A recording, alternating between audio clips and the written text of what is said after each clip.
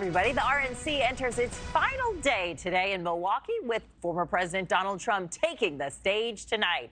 We're looking live inside. Trump's nomination speech has reportedly undergone major changes following this weekend's assassination attempt.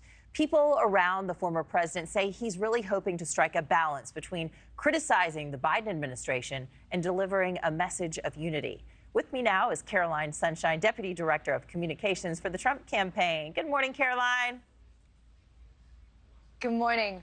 What tone do you think Trump needs to strike at the RNC tonight? Is there a larger effort among the entire party to really tone down rhetoric after the incident in Pennsylvania?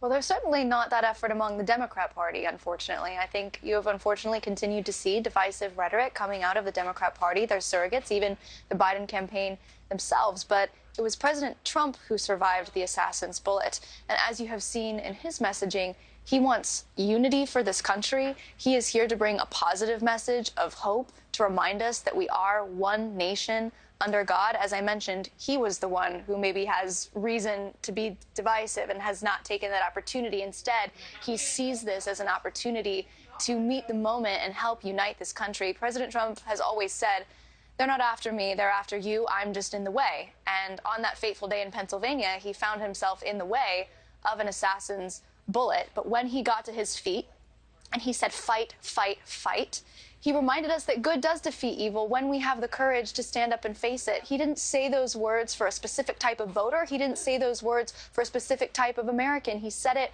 for our country. People have noticed they see a version of President Trump that appears different after his brush with death.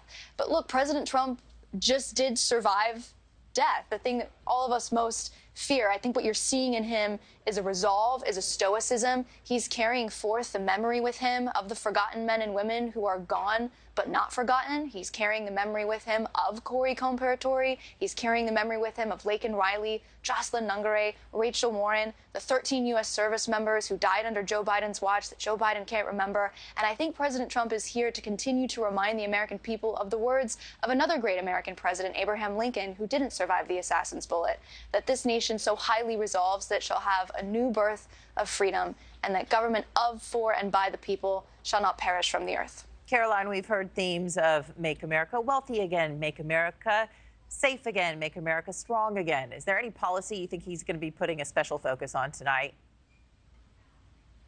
Absolutely. I think President Trump is going to continue to put his focus on the American people, and he is going to continue to speak to their problems and the solutions that he can offer them.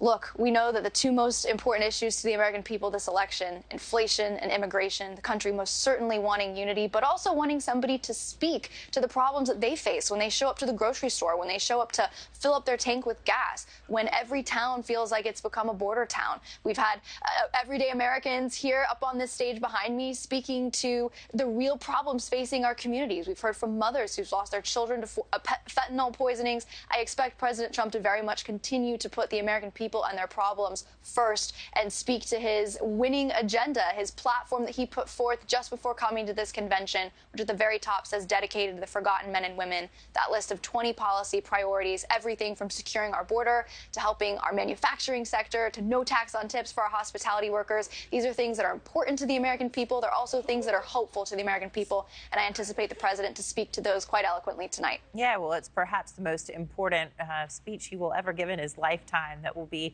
scrutinized in so many different ways. And following that brush with death over the weekend, you got to imagine it would change anybody somewhat. Caroline Sunshine, thanks for joining us on Morning in America. Have a great day. Thanks for watching, everybody. Go to joinnn.com to find NewsNation on your television provider. Also, don't forget to click that red subscribe button below to get more of NewsNation's fact-driven, unbiased coverage.